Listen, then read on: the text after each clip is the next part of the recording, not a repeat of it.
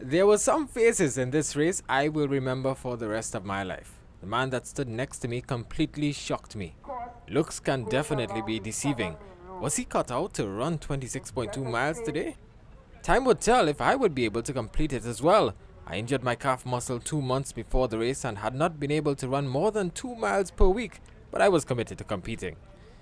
In order to survive, I planned to keep a constant pace of approximately 10 to 12 minutes per mile, hydrating every 2 miles and using a gel pack at the 5 mile mark. If that failed, my best hope was to just complete the race despite the time.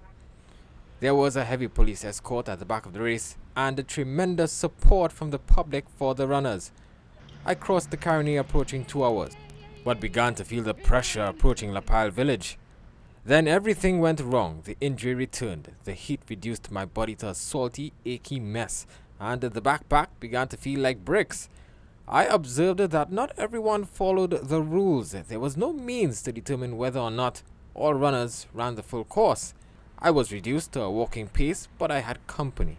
I reached the Kirep intersection at 2 hours and 38 minutes. The remainder of the race took me 4 hours as I limped in the blazing sun. One by one, I dropped items I had from the start, from the sporting band to the water pack.